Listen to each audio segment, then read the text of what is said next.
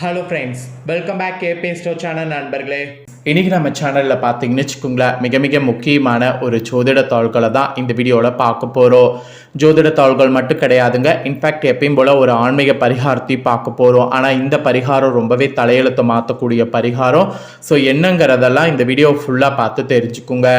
April மாதத்தில் 17ஆம் தேதி ஒரு அதிபயங்கரமான நாள். அன்னைக்கு தமிழ் புத்தாண்டு பிறந்து சித்திர மாதத்தில் வரக்கூடிய ஃபர்ஸ்ட் அமாவாசை. சித்திர மாதத்தில் வரக்கூடிய பௌர்ணமி எப்படி சித்ரா பௌர்ணமி என்று பெரிய சிறப்பாக சொல்லப்படுதோ, அதுபோல சித்திரையில் வரக்கூடிய அமாவாசை சிறப்பான நாளாக சொல்லப்படுது. இந்த சித்திர அமாவாசை ஏப்ரல் 14ஆம் தேதி வருது. அன்றைய தினம் கிரகங்கள் ஒவ்வொன்றும் ஒவ்வொரு விதத்தில் மாறுவதற்கு தயாராகுது. அதனால ஒவ்வொரு ராசிக்காரங்களுக்கும் இந்த அமாவாசையிலிருந்து தலையெழுத்து மாறும். அப்படி மாறக்கூடிய தலையெழுத்தை அந்தந்த ராசிக்காரங்க தெரிஞ்சு பயன்பெறணுங்கிறதுனால ஒவ்வொரு ராசிக்கும் அமாவாசையிலிருந்து என்ன மாதிரி தலையெழுத்து மாறும் அப்படிங்கிறத ஷேர் பண்ணிட்டு இருக்கேன். அதில் ரிஷப ராசிக்காரங்களுக்கு இந்த வீடியோவில் பலன்களை ஷேர் பண்ண போகிறேன். இன்ஃபேக்ட் கிரகங்கள் பார்த்தீங்கன்னு வச்சுக்கோங்களேன், ரொம்பவே சிறப்பான முறையில் அமைகிறதுனால இனி ஒவ்வொரு ராசிக்காரங்களுக்கும் பெரிய பெரிய சம்பவம் நடக்கிறதுக்கு காத்திருக்கு. ஸோ உங்கள் ராசிக்கும் பெரிய சம்பவம் ஒன்று நடக்க போகுது. கிரகங்களால் இனி நடக்கிறத எதையும் தடுக்க முடியாது. கண்டிப்பாக கிரகங்களால் இனி இது நடந்தே தீரும். ஸோ என்ன நடந்தே தீரும், எப்படி கவனமாக இருக்கணும் அப்படிங்கிற தாள்களை தான் இந்த வீடியோவில் நான் உங்களுக்கு சொல்ல போகிறேன். ஸோ அதோடு பரிகாரமும் இந்த நாளில் செய்தீங்கன்னா உங்களுக்கு ஒரு வருடத்துக்கு ஒரு சூப்பரான யோகமும் கிடைக்கும். அதாவது நீங்கள் நினச்ச காரியம் உங்களுக்கு நடக்கும். ஸோ அதுக்கான பரிகாரத்தையும் சொல்ல போகிறேன். ஸோ இந்த வீடியோ ரொம்பவே யூஸ்ஃபுல்லாக இருக்கும். அதனால் ரிஷப ராசிக்காரங்க வீடியோவை ஃபுல்லாக பாருங்கள்.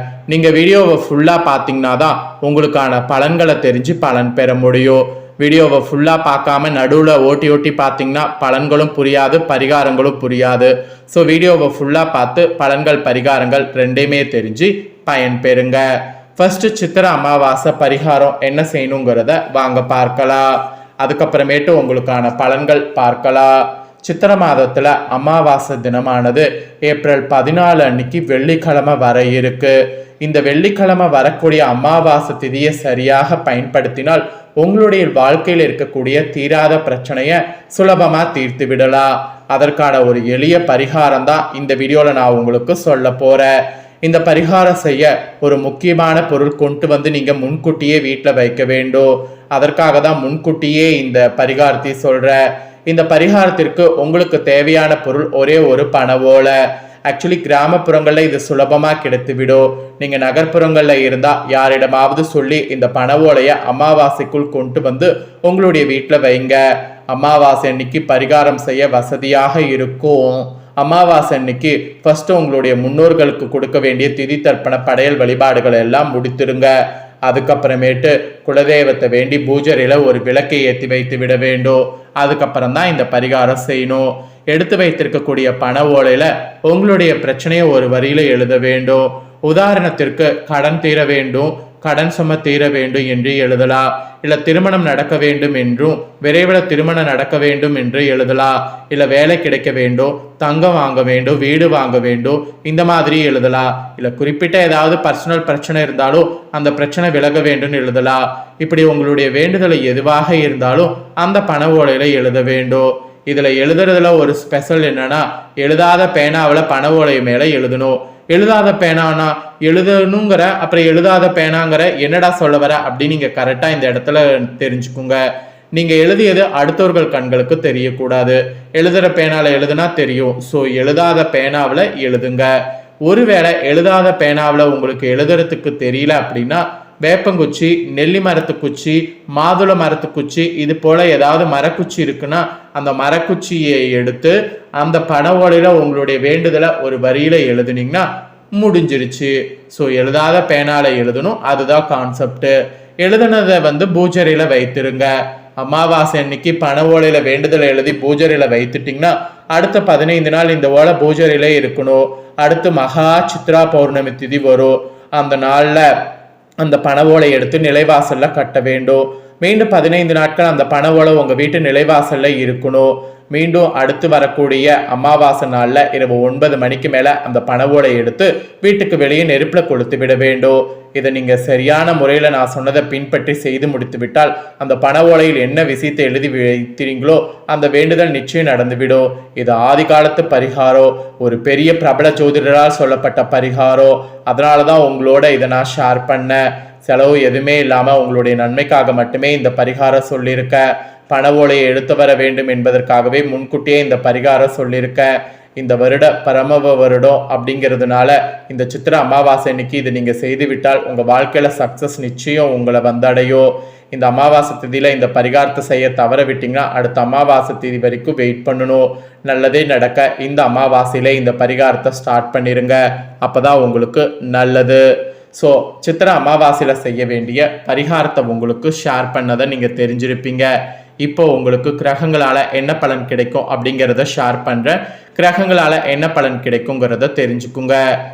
எவரிடமுமே எளிதில் பழகக்கூடிய ரிஷபராசி நேர்களே, இந்த பிரபவ வருட புத்தாண்டு பிறந்து சித்திர மாதத்தில் வரக்கூடிய ஃபர்ஸ்ட் அமாவாசையில் கிரகநிலைகளை ஆராய்ந்து பார்க்கும் பொழுது தொடக்கத்தில் உங்கள் ராசிநாதன் சுக்கிரன் உச்சம் பெற்று சஞ்சரிக்கிறார். மேலும் குருவோடு பரிவர்த்தனையும் பார்த்தீங்கன்னு வச்சுக்கோங்களேன், யோகமும் இருக்கு. நீச்சம் பெற்ற புதனோடு இணைந்து நீச்சபங்க ராஜயோகத்தையும் உருவாக்குறார். ஸோ கிரகங்கள் பார்த்தீங்கன்னு வச்சுக்கோங்களேன், இந்த மாதிரி நிறைய யோகங்களை உங்களுக்கு உருவாக்குது. இந்த யோகங்கள் உருவாக்கக்கூடிய அடிப்படையில தான் உங்களுக்கு புத சுக்கிர யோகமே அமைகிறது. எனவே மனக்கவலை இந்த அமாவாசைக்கு பிறகு மாறும், பணக்கவலையும் தீரும். புதிய முயற்சிகள் யாவிலுமே வெற்றியானது உங்களுக்கு கெட்டோ. அடுத்தவர்கள் நலன் கருதி நீங்க எடுக்கக்கூடிய முயற்சியில ஆதாயங்கிறது உங்களுக்கு கிடைக்கும். நினைத்த காரியங்கள் ஒவ்வொன்றாக நடைபெறும். அதுக்கான நேரம் இதுதான் என்பதை புரிஞ்சுக்குங்க. விரயஸ்தானத்துல சூரியன் இருப்பதால் மருத்துவ செலவு உண்டு. ஸோ விரயஸ்தானத்துல சூரியன் இருக்கும்போது கொஞ்சம் மருத்துவ செலவு ஏற்படாம இருக்க உடலை ரொம்ப கவனமாக பார்த்து கொள்ள வேண்டும். இது ஒரு எச்சரிக்கையாகவே உங்களுக்கு சொல்லப்பட்டிருக்கு. அதுக்கப்புறம் உங்க ராசியில சஞ்சரிக்கக்கூடிய குரு பகவான் லாபஸ்தானத்துல உச்சம் பெற்று சுக்கிரனோடு பரிவர்த்தனை யோகம் இந்த அமாவாசையில பெறுகிறார். எனவே இதனால தொட்டது துளங்கோ, தொழில முன்னேற்றம் ஏற்படும், வாழ்க்கை துணைக்கு வேலை கிடைத்து வருமானம் வந்து சேரும். இதுவரை கடுமையாக முயற்சித்து முடிவடையாத காரியங்கள் இப்பொழுது நீங்க நினைச்சீங்கன்னா துரிதமாக முடிவடையோ. தனவரவு திருப்தி தரும். அதோடு வெளிநாட்டு நிறுவனங்கள்ல இருந்து வரக்கூடிய அழைப்பு வியக்க வைக்கோ. அந்த மாதிரி அழைப்பு வரும்போது அதை கண்டிப்பா நல்லா யூஸ் பண்ணிக்குங்க. இதை தொடர்ந்து சித்திர அமாவாசைக்கு பிறகு கும்பராசில ராகுவும் சிம்ம ராசியில கேதுவும் சஞ்சரிக்க போகிறார். இதன் விளைவாக உங்களுக்கு தொழில் வளம் சிறப்பாக அமையும். பழைய நிறுவனங்களை கொடுத்துவிட்டு புதிய தொழில் தொடங்கக்கூடிய முயற்சியில ஆர்வம் காட்டுவீங்க. வாடகை கட்டிடத்துல நடைபெற்ற தொழிலை சொந்த கட்டிடத்திற்கு மாற்ற முன்வருவீங்க. அதோடு உத்தியோகத்தில் உள்ளவர்கள் விருப்ப ஓய்வு பெற்றுக்கொண்டு வெளியில சுய தொழில் தொடங்கக்கூடிய முயற்சியில ஆர்வம் காட்டுவீங்க. சுகஸ்தான கேதுவின் பலத்தால் ஆரோக்கிய தொல்லைகளும் மருத்துவ செலவுகளும் உண்டு. பயணம் அதிகரிப்பதன் காரணமாக உடல் அசதி, காலம் தாழ்ந்து சாப்பிடுதல் உருவாகும். இந்த டைம் அதெல்லாம் அவாய்ட் பண்ணணும் என்பது உங்களுக்கு குறிப்பிடப்படுது. அதுக்கப்புறமா இந்த சித்திர அமாவாசையிலிருந்து மேசராசிக்கு புதன் வருகிறார். அங்குள்ள சூரியனோடு இணைந்து புத ஆதித்ய யோகத்தை உருவாக்கிறார். இது உங்க ராசிக்கு 12வது இடத்துல புதன் வருவதால் மறைந்த புதனால் நிறைந்த தனலாபம் உண்டு என்ற நிதிப்படி வருமானம் உங்களுக்கு அதிகரிக்கும். ஆனா இருமடங்கு செலவு ஏற்படும். குடும்ப பிரச்சனை கூடும். பெற்றோர் மற்றும் சகோதரர்கள் வாயிலாக வரக்கூடிய பிரச்சனையால் மன அமைதி குறையும். இடமாற்றம் மற்றும் வீடு மாற்றம் செய்ய முன்வருவீங்க. அதோடு மனக்குழப்பங்கிறது உங்களுக்கு அதிகரிக்கும். அதுக்கான நேரமாக இந்த நேரம் அமையும் சொன்னா மிகையாகாத உண்மை. ஆக மொத்தம் உங்க ராசியில பிறந்தவங்களுக்கு பொது வாழ்வில் உள்ளவர்களுக்கு அமாவாசைக்கு பிறகு பொன்னான நேரம். வியாபாரம் மற்றும் தொழில் செய்பவர்களுக்கு கூட்டாளிகளால் நன்மை உண்டு. உத்தியோகத்தில் உள்ளவர்களுக்கு இடமாற்றம் இனிமை தரும். கலைஞர்களுக்கு கை நழுவி சென்ற வாய்ப்புகள் கைகூடி வரும்.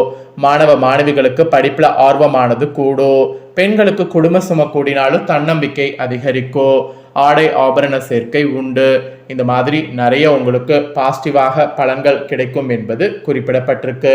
ஸோ குறிப்பிடப்பட்ட பலன்களை நீங்கள் தெரிஞ்சிருப்பீங்க. தெரிஞ்சதுக்கேற்ப நடந்து பலன் பெறுங்க. இந்த வீடியோவை இப்போ நீங்கள் பார்த்து முடிச்சுட்டு இது உடனே லைக் பண்ணி உங்கள் ஃப்ரெண்ட்ஸ் ஃபேமிலிக்கு ஷேர் பண்ணுங்கள். உங்கள் ஃப்ரெண்ட்ஸ் ஃபேமிலியில் இருக்கிறவங்களும் வீடியோ பார்க்கட்டும். அவங்களும் முக்கியமான பரிகாரம் பலன்கள் எல்லாம் தெரிஞ்சு இதற்கேற்ப நடந்து பலன் பெறட்டும். இதே போல் புதிய அப்டேட்டான நிறைய வீடியோ நம்ம சேனலில் போடப்படும். அதை எல்லாமே உடனுக்குடனே தெரிந்து கொள்ள மறக்காமல் நம்ம சேனலை சப்ஸ்கிரைப் பண்ணுங்கள். கூட பெல் பண்ண ப்ரெஸ் பண்ணுங்கள். ஃபர்ஸ்ட் டைம் பார்க்குறவங்க சப்ஸ்கிரைப் பண்ணலனா சப்ஸ்கிரைப் பண்ணி பெல் பண்ண ப்ரெஸ் பண்ணிட்டீங்கன்னா இனி நான் போகிற மற்ற அப்டேட்டான எல்லா வீடியோஸும் உடனுக்குடனே தெரிந்து கொள்ளலாம். ஸோ மறக்காமல் பண்ணுங்கள். நெக்ஸ்ட்டு இதே போல் சுவாரஸ்யமாக வேறொரு வீடியோவில் உங்களை சந்திக்கிறேன்.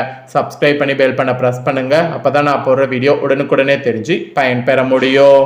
நன்றி, வணக்கம்.